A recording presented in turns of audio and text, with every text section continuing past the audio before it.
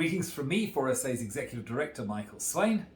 And from me, Daniela Ellerbeck, 4SA's Legal Advisor.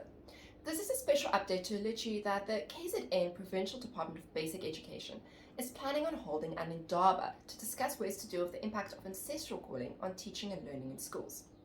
Now, in advance of the proposed Indaba, the Provincial Department is calling for abstracts, which is similar to the preparation process for an academic conference. And an abstract in this case is limited to 400 words only and must set out the purpose of the author's paper, the author's methodology that they used, their results and conclusions of their research, as well as their recommendations and so forth. It is therefore clearly not a general call for public comments on a proposed policy. It appears that the Provincial Department has decided to hold this Indaba following several incidents of public schools sending learners home for displaying quote-unquote ancestral calling behavior, or wearing sangoma attire instead of the required school uniform, as well as an incident where a young female trainee sangoma took her own life. Now, the South African Constitution recognises that we live in a diverse society where there must be space for all to practice their religious beliefs, including in public schools. However, the position in public schools is different from private religious schools because public schools are community assets. Religious observances and activities such as prayer, praise and worship, the reading of holy texts and so on are allowed to take place at public schools in terms of a religious policy that is determined by the school governing body, which represents parents, teachers and pupils who make up the school community. All religious observances in public schools must be free and voluntary and take place on an equitable basis. This means that a public school must act even-handedly and fairly in relation to learners of different religions or no religion at all.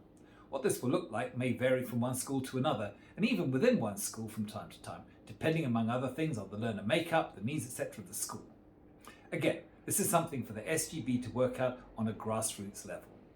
In terms of religious dress, in the Pillay case, the Constitutional Court ruled that a public school who told a young Hindu learner to remove a nose stud had unfairly discriminated against her, and this constituted, quote, a significant infringement of her religious and cultural identity. The legal principle is one of reasonable accommodation, where in this instance the uniform policy of the school did not take precedence over the cultural and religious rights of the learner. The words of the court, as a general rule, the more learners feel free to express their religion and cultures in school, the closer we will come to the society envisaged in the Constitution. The display of religion and culture in public is therefore not a parade of horribles, but a pageant of diversity which will enrich our schools and in turn our country. Exactly what reasonable accommodation will look like will of course depend on a case-by-case basis.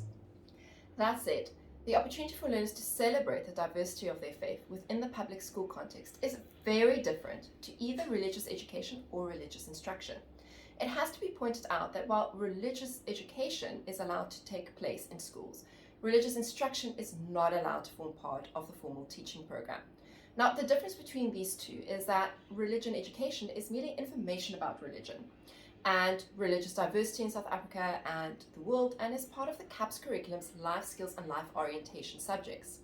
It is part of the formal curriculum and is mandatory. Religion education is merely information. It ensures that the religious interests of all learners are protected, and while teachers may share their religious identity and expand on matters relating to their own religious identity when asked, they may not promote their own religion, beliefs and opinions. This is different to religious instruction.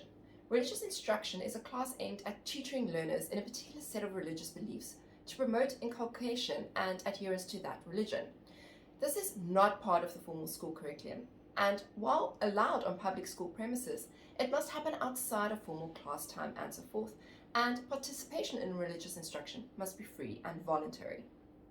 In response to the KZN Department's call for abstracts, 4SA has already liaised with several academics who are familiar with the various constitutional rights involved, alerting them to the opportunity to participate by the 10th of August 2022.